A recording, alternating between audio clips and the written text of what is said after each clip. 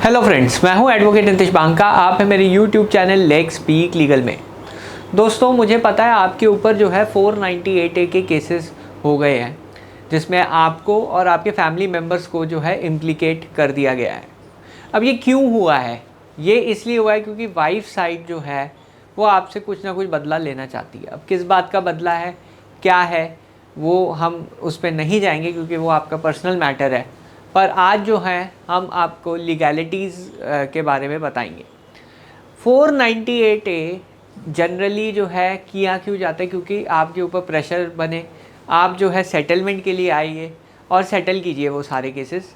Obviously एक ही motive होता है, पैसा। जितना ज़्यादा आपके ऊपर प्रेशर होगा उतना ज़्यादा आप पैसा देंगे, इसलिए 498A एडवाइस कर लिया जाता है। और ये एडवाइसेस जब दी जाती है तो वाइफ साइड को बताया जाता है कि जब आप 498A डालोगे तो आपको बहुत ज़्यादा सेटलमेंट मिलेगा, ये क्रिमिनल केस आप डालोगे तो बहुत ज़्यादा प्रेशर होगा। ये क्या मैं सही कह रहा हूँ? आप कमेंट कर सकते हैं अपने व्यूज़ जो है क्यों 498A किया जाता है, क्यों? क्योंकि इसमें देखिए कन्विक्शन रेट तो 1% 2% भी नहीं है। और अभी रिसेंट RTI से एक स्टैट्स आया था, वो 1% 2% कह रहे थे कि इतना ही कन्विक्शन रेट होता है। यानी 98% जो केसेस हैं वो प्रूव ही नहीं हो पाते कोर्ट के अंदर। अब प्रॉब्लम क्या है, 498A के जो केसेस हैं वो बहुत लंबे चलते हैं, 7 साल 8 साल 10 साल भी चल सकता है, कोई केसेस 14 साल भी चलते हैं। तो कोई टाइम लिमिट इनकी नहीं है।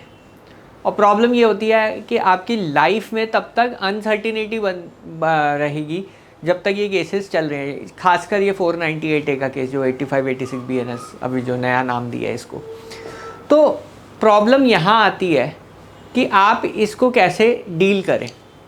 एक ऑप्शन जो मैं हमेशा बात करता हूँ वो होता है क्वाशिंग का, कि 498A की क्वाशिंग करा दीजिए। देखिए, रिलेटिव्स के लिए मेरे पास बहुत केस स्टडीज़ हैं, बहुत कुछ मैंने काम किया है, मेरी खुद की भी केस स्टडीज़ हैं। पर हस्बैंड के लिए अभी अभी लॉज में कुछ चेंजेस आए हैं। लॉज क्या कहूँ मैं, कुछ कोर्ट्स की जजमेंट है जिसमें कोर्ट का जो रवैया थोड़ा चेंज हुआ है जब 498A हस्बैंड के ऊपर आता है। और उसमें से एक जजमेंट है ये अचिन गुप्ता की, जो आज हम डिस्कस करने वाले हैं। आपको पूरी जजमेंट पढ़ने की ज़रूरत नहीं है, ये वीडियो आप पूरा देखेंगे तो आपको पूरी की पूरी जजमेंट समझ आ जाएगी। तो ये Achin Gupta versus state of Haryana की जजमेंट है। ये बहुत लैंडमार्क जजमेंट है जो अभी आई थी, 2024 में आई थी, मई 2024, पिछले साल की बात है, ज़्यादा पुरानी नहीं है। और इसमें देखिए जजेस का माइंडसेट कैसे चेंज हो रहा है 498A को लेके या 85-86 BNS। और इसमें इम्पॉर्टेंट चीज़ ये है कि हस्बैंड की जो पूरी की पूरी FIR चार्जशीट है स्क्वैश कर दी थी। हस्बैंड पहले Punjab and Haryana high court गया और वहाँ पे जो है ये केस उसका पूरा पूरा डिसमिस हो गया था। उसके बाद वो ऑनेबल सुप्रीम कोर्ट गया। ऑनेबल सुप्रीम कोर्ट ने ये लैंडमार्क जजमेंट दी जिसमें हस्बैंड को जो है पूरी तरह से जो है क्वैशिंग करा दी गई। और एक चीज़ मैं आपको बताऊं, हम जो है बात करते रहते वेग नॉन स्पेसिफिक एलिगेशन, इसमें एलिगेशंस भी थे जो कि वेग भी नहीं थे।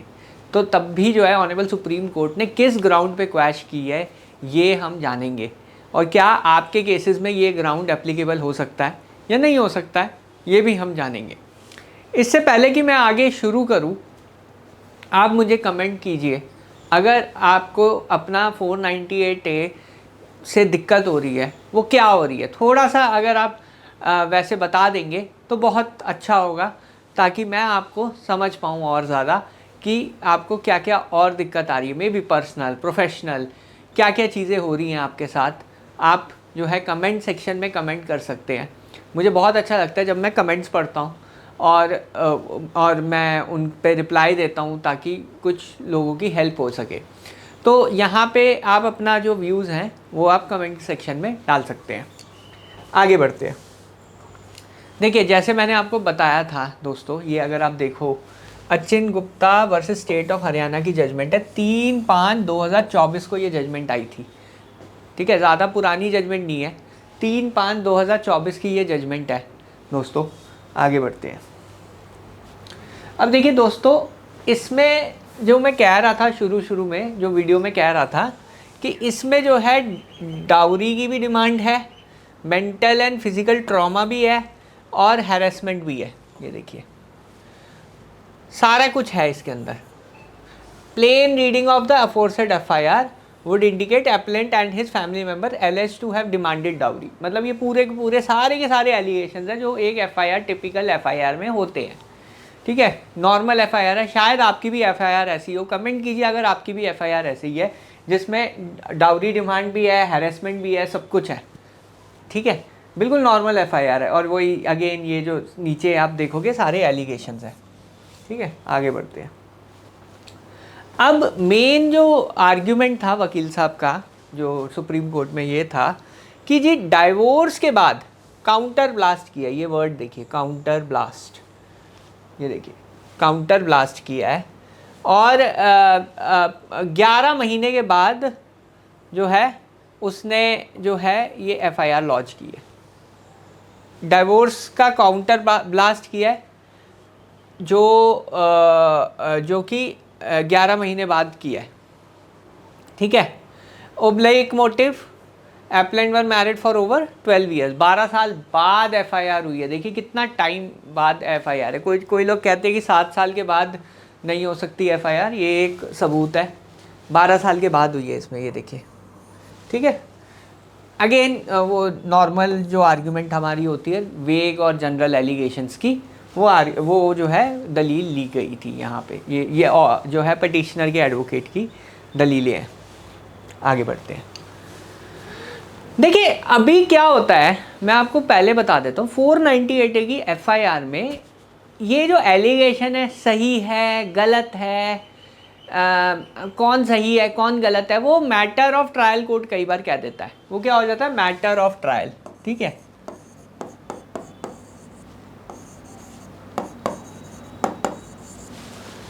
हम तो जी एलिगेशंस पे जाएंगे, अप्रोच जो कोर्ट की रहती है, अगर एलिगेशन बनते हैं वो सच्चे हैं झूठे बात की बात है, वो मैटर ऑफ ट्रायल है। पर इस केस में थोड़ा अलग हुआ। कोर्ट ने कहा कि जी आप तो बहुत सारी चीज़ें कर रहे हो, जब आप ये 498A का केस डालते हो जो आपके रेलेवेंट फैक्ट्स हैं वो तो कंसिडर किए जाएंगे, साथ में जो सर्कमस्टांसेस हैं वो भी देखे जाएंगे। ये नहीं, ये पैराग्राफ अगर आप पढ़ेंगे, ये 24वां पैराग्राफ है, इसमें कोई जजमेंट का हवाला भी लिया है। कोर्ट ने ये कहा है कि रेलेवेंट फैक्ट्स एंड सर्कमस्टांसेस भी देखे जाएंगे कि किस हालातों में जो है FIR हुई, जैसे कि इसमें डाइवोर्स केस के बाद हुई और 12 साल के रिलेशनशिप के बाद हुई। तो ये बहुत बड़े बड़े सर्कमस्टांसेस हैं जो कोर्ट ने कहा कि ये चीज़ भी कंसिडर होगी अब से। ठीक है, कोर्ट ने ये कहा कि एक भजन लाल की जजमेंट है, भजन लाल वर्सेस स्टेट ऑफ हरियाणा की जजमेंट है, उसमें एक 7th नंबर का पैराग्राफ है। अगर पैरा 7 में देखेंगे तो वहाँ पे एक मालाफाइड मेलिशियस प्रोसिक्यूशन कहते हैं हम इसे, मालाफाइड और मेलिशियस प्रोसिक्यूशन से केस आपने लॉन्च किया है। अगर आपने मालाफाइड और उस इंटेंशन से लॉन्च किया है तो वो FIR या चार्जशीट एलिजिबल होती है क्वाशिंग के लिए। तो ये हवाला लिया ऑनरेबल सुप्रीम कोर्ट ने। तो इसमें क्या है कि जी आप प्रॉपर एलिगेशन, ये मैं पूरा पैराग्राफ पढ़ देता हूँ, ये बहुत अच्छा पैराग्राफ है, ये हाईलाइटेड पोर्शन में अगर आप देखेंगे ना, if the wife on account of matrimonial dispute decides to harass her husband and his family members, then the first thing she would ensure is to see that proper allegations are leveled in the first information report. Many times the services of professionals are availed for the same, and once the complaint is drafted by a legal mind, it would be very difficult therefore to weed out any loopholes or other deficiencies in the same.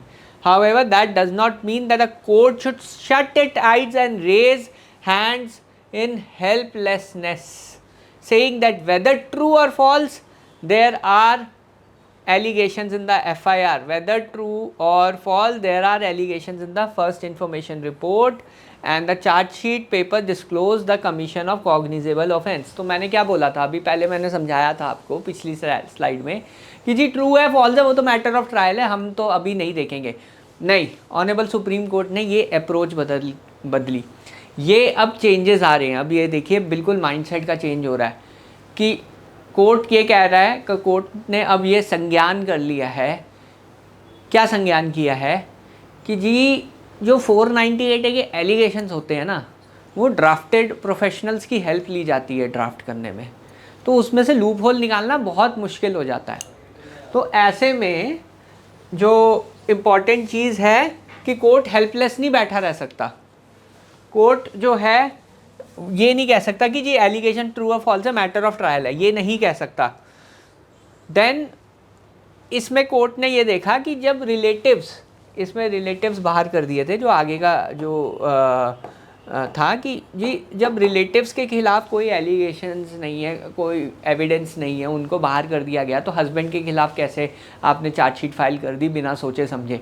तो court कह रहा है कि हम helpless होके नहीं बैठ सकते, हमें सारे सराउंडिंग सर्कमस्टांसेस देखने हैं, हमें देखना है सिर्फ ऑफेंस बन रहा है नहीं बन रहा वो नहीं देखना, हमें एविडेंस पे भी जाना है कि एविडेंस क्या है इस केस में। तो कोर्ट ने यही सारा चीज़ें देखा कि जब को एक्यूज़ को जो है बाहर कर दिया गया तो हस्बैंड को क्या आन पड़ी, हस्बैंड को क्यों इम्प्लीकेट कर दिया, कोई एक्सप्लेनेशन नहीं है उस चीज़ की, को एक्यूज़ को बाहर किया, कोई एविडेंस नहीं था, कोई एक्सप्लेनेशन नहीं है उस चीज़ की भी। तो ऐसे सर्कमस्टांसेस में कोर्ट ने ये पूरी की पूरी एफआईआर क्वैश कर दी हस्बैंड के लिए भी। ये देखिए, तो यहाँ पे जो है अप्रोच का फ़र्क हो रहा है, कोर्ट जो है अपनी अप्रोच चेंज कर रहा है यहाँ पे। आप ये देखिए, कोर्ट अब जो है सिर्फ एक हेल्पलेस की तरह नहीं बैठेगा, कोर्ट सारे सर्कमस्टांसेस देखेगा और फिर एफआईआर जो है क्वैश करेगा। तो इससे हमें ये एक जो है अभी ट्रेंड जो चेंज हो रहा है उसका आइडिया हो जाता है कि कोर्ट्स अब क्या देखने लग गए हैं एफआईआर की क्वैशिंग में। और ऐसे ही जो है हम जजमेंट्स एनालाइज करके आपके सामने जो है वीडियो प्रस्तुत करते आ रहे हैं। अगर आपको ये वीडियो अच्छी लगी है तो एक कमेंट ज़रूर कर दीजिएगा, ताकि मैं जो ये रिसर्च करता हूँ वो मुझे लगेगा कि आपके काम आ रही है।